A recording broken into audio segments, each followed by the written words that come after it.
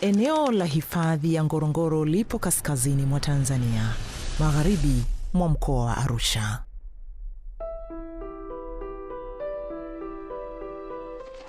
Ni moja ya maeneo muhimu zaidi kiikolojia barani Afrika na duniani, hasa baada ya kutambuliwa na UNESCO kama eneo la urithi wa dunia.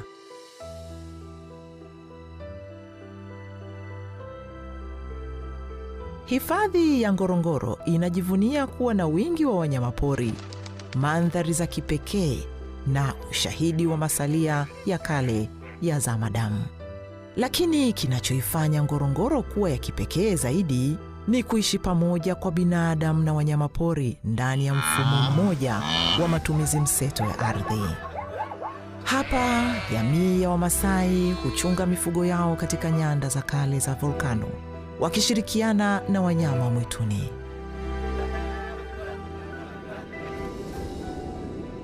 Lakini leo, hali hii ambayo imepata mafanikio makubwa inakabiliwa na changamoto nzito.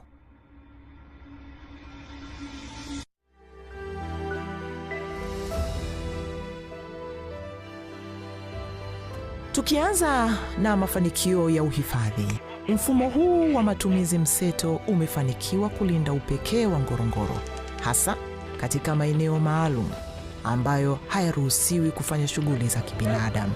Uhifadhi umeimarika huku hadhi ya kimataifa eneo hili ikiendelea kudumishwa. Eneo la hifadhi ya Ngorongoro limeendelea kuvutia watalii kutoka pande zote duniani. Ongezeko hili la utalii limechochea mapato na fursa za ajira, kuanzia waongoza watalii hadi huduma katika lodge na kambi za kitalii. Utalii umeendelea kuwa mhimili muhimu wa uchumi wa eneo hili. Kwa upande wa jamii, manufaa yake ni upatikanaji wa maeneo makubwa ya malisho ndani ya hifadhi ukilinganisha na yale yanayopatikana nje ya hifadhi, kuendelezwa kwa mila na desturi na ufadhili wa elimu kupitia baraza la wafugaji.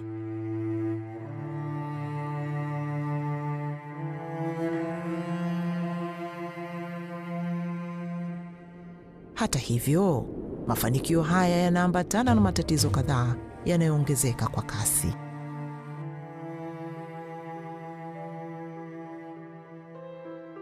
Mwaka 1959, wakati hifadhi ya Ngorongoro ilipoanzishwa, kulikuwa na takribani watu 8,000. Mwaka 2022, idadi hiyo ikafika watu 1,793. Na kwa mujibu wa Ofisi ya Taifa ya Takwimu ya mwaka 2022, idadi hiyo inakadiriwa kutimia watu 276,651 ifikapo mwaka 2050, kwa wastani wa ukuaji wa 3.6%.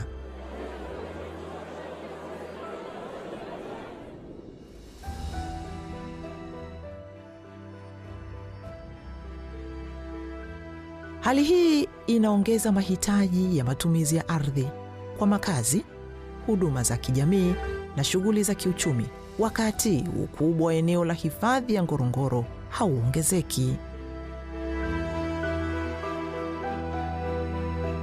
Kwa upande mwingine, makazi ya binadamu yameongezeka kutoka maboma 13,381 mwaka 2019 hadi kutimia maboma 17,734 mwaka 2025, ongezeko la 28.8%.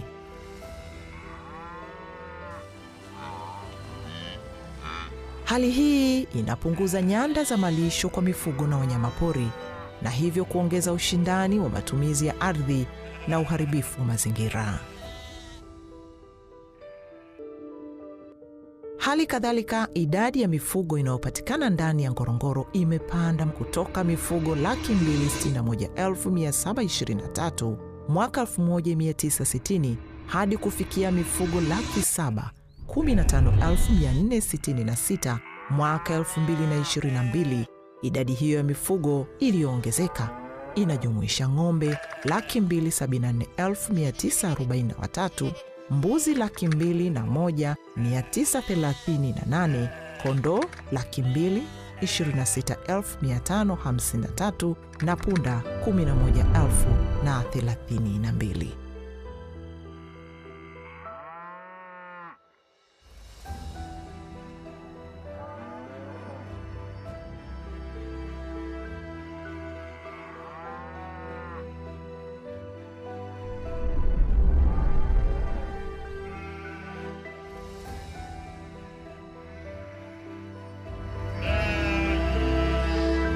Tathmini hii inaonyesha kwamba ili kuweza kuishi vyema mwaka 2022, mifugo ilihitaji kilomita za mraba 4,579 sawa na asilimia 56.4 ya eneo lote la hifadhi ya Ngorongoro lenye ukubwa wa kilomita za mraba 8,122.70. Mahitaji haya yanakadiriwa kuongezeka hadi kufikia kilomita za mraba 8,464.56 sawa na asilimia 104 ya eneo lote la hifadhi ya Ngorongoro ifikapo mwaka 2050. Hii inamaanisha wanyama pori na makazi ndani ya eneo la hifadhi ya Ngorongoro vikiondolewa kabisa, eneo hili halitoshi hata kwa matumizi ya mifugo pekee ifikapo mwaka 2050, na hivyo kutoa hitaji la lazima la eneo jingine ili kukidhi mahitaji ya ufugaji.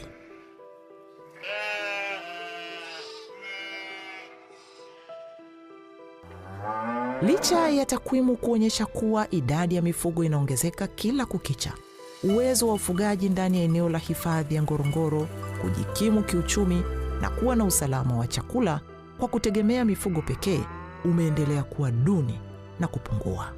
Kwa kawaida, kiwango cha chini cha mtu kujikimu kwa kutegemea mifugo pekee ni ng'ombe wanane wenye uzito wa kilogramu 250 kwa kila ng'ombe mmoja, yani Tropical Livestock Unit. Mwaka 2022, Tropical Livestock Unit kwa mtu mmoja ndani ya eneo la hifadhi ya Ngorongoro ilikuwa ni 3.5, ambayo inakadiriwa kushuka hadi kufikia Tropical Livestock Unit 1.5 kwa mtu ifikapo mwaka 2050. Hii ina maana kwamba jamii ya wenyeji wanaoishi ndani ya eneo la hifadhi ya Ngorongoro inahitaji kuwa na shughuli mbalimbali ili kujikimu kiuchumi na kuwa na usalama wa chakula bila kutegemea ufugaji pekee.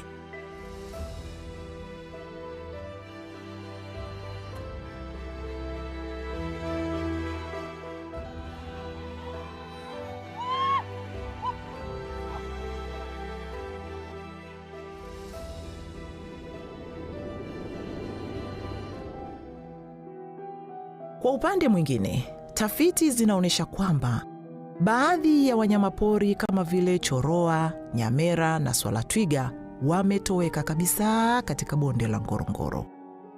Wanyamapori wengine kama vile nyumbu wakazi, yani resident wild beast, wamepungua kutoka 1,600 mwaka 1960 hadi kufikia 600 mwaka 2020. Swala tomi wamepungua kutoka 5,000 mwaka 1965 hadi kufikia 1,500 mwaka 2019. Na swala granti wamepungua kutoka swala 1,700 mwaka 1965 hadi kutimia 400 tu hapo mwaka 2019. Kupungua au kutoweka kwa wanyamapori hao kunahusishwa na ongezeko la shughuli za kibinadamu katika bonde hilo.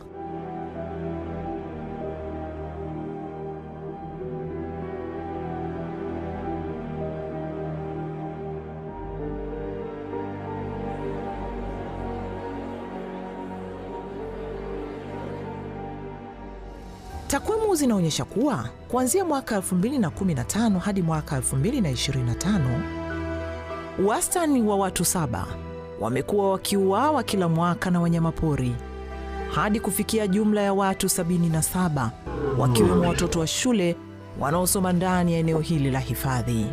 Wamekasirika kweli wenyeji, wanasema sisi tunataka watoto wetu ama tunaua wale simba.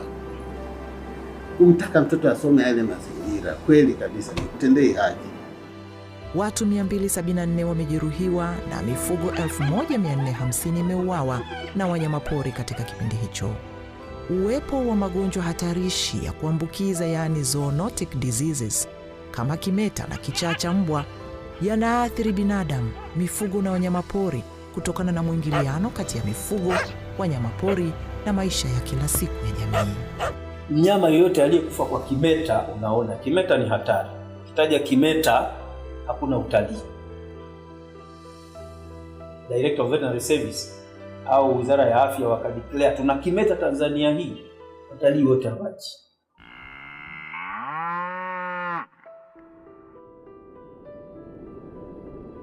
Mabadiliko ya tabia nchi na shughuli za kibinadamu kama vile uingizaji wa bidhaa, watu na mifugo kutoka nje ya hifadhi umeathiri uoto wa asili uliokuwepo kwa karne nyingi, na hii imesababisha kuenea kwa mimea vamizi ndani ya eneo la Ngorongoro na hatimaye kupunguza nyanda za malisho kwa ajili ya mifugo na wanyamapori.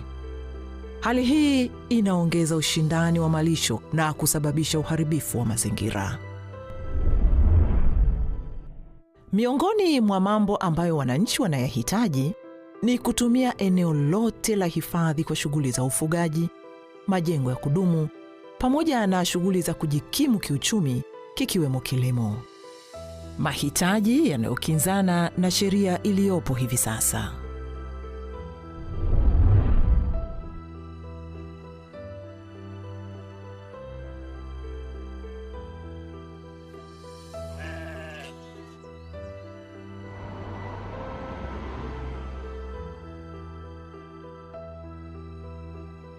Utekelezaji wa Dira ya Taifa ya Maendeleo mwaka 2050 unasisitiza jamii kuwa na makazi bora ya maendeleo ya kijamii, kiuchumi na mazingira, pamoja na kuunganisha miundombinu ya huduma za kijamii kama vile afya, elimu, nishati safi, maji safi na salama na utunzaji wa mazingira.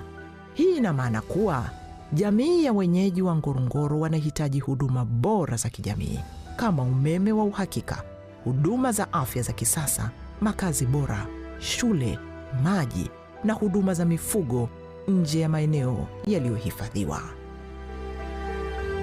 Mustakabali wa Ngorongoro kwa sasa uko njia panda.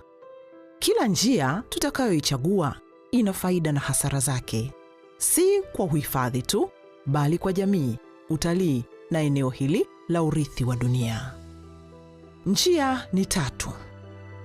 Mosi, hali ibaki kama ilivyo hivi sasa, au tuondoe wanyamapori na kuacha eneo hili kwa ajili ya ufugaji pekee ama uhamaji wa jamii pamoja na mifugo yao ili kupisha uhifadhi na ekolojia ya eneo hili.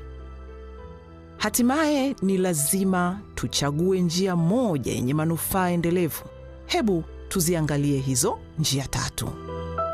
Mosi, je, hali hii ibaki kama ilivyo hivi sasa? Kwa ongezeko la idadi ya watu kwa 1160 na ongezeko la mifugo la 173.4. Ikiwa hakuna kitakachobadilika, tafiti za kisayansi zinaonyesha kwamba aina zaidi ya wanyamapori watatoweka kama ilivyotokea kwa choroa, nyamera na swala twiga. Utalii utaporomoka na kusababisha hifadhi ya Ngorongoro kutoweka ifikapo mwaka 2050. Pili, je, tuondoe wanyamapori na kuacha eneo hili kwa ajili ya ufugaji pekee? Hii ni njia nyingine inayopendekezwa kuwaondoa wanyamapori ili kupisha ufugaji na shughuli zingine za kibinadamu. Kwa mtazamo wa awali inaonekana rahisi, lakini matokeo yatakuwa makubwa na mabaya. Ekolojia ya Ngorongoro, Serengeti na Masai Mara itapotea kabisa, kwani eneo hili ndipo yalipo mazalia ya nyumbu wahamao, yani the Great Migration. Hadhi ya urithi wa dunia itaondolewa. Utalii utaporomoka mara moja na kusababisha pato la taifa kushuka, kwani utalii unachangia zaidi ya 17%. Njia ya 3 inaibuka. Njia hii inayojikita katika uendelevu wa muda mrefu wa eneo hili. Njia hii inalenga uhamaji wa jamii pamoja na mifugo yao ili kupisha uhifadhi na ikolojia ya eneo hili. Hii ina maana kwamba uhamaji wa watu na mifugo yao kutoka ndani ya maeneo yaliyohifadhiwa ni jambo linalotoa fursa kwa jamii kupata maendeleo, hati miliki ya maeneo nje ya hifadhi na kuwa huru kufanya shughuli mbalimbali za kiuchumi tofauti na ilivyo hivi sasa.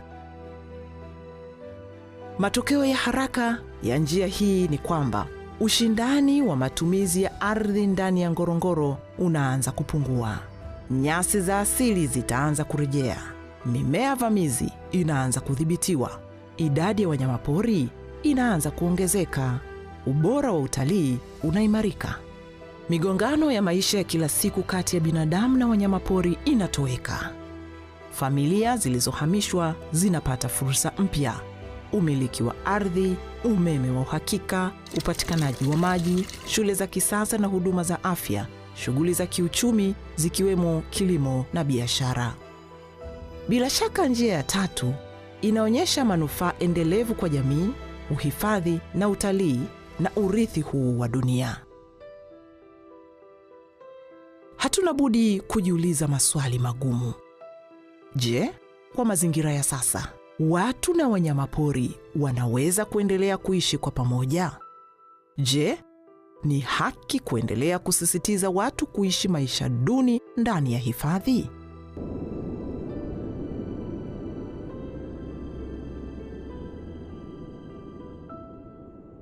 Bonde la Ngorongoro limesimama kama moja ya maajabu ambapo binadamu na wanyamapori wameishi pamoja. Lakini leo uwiano huu umekuwa dhaifu na unabadilika kwa kila sekunde. Ushindani wa matumizi ya ardhi kati ya uhifadhi, maendeleo ya jamii na shughuli za utalii unaongezeka kila mwaka. Iwapo hatua madhubuti hazitachukuliwa, eneo hili la urithi wa dunia litatoweka na kupotea kabisa.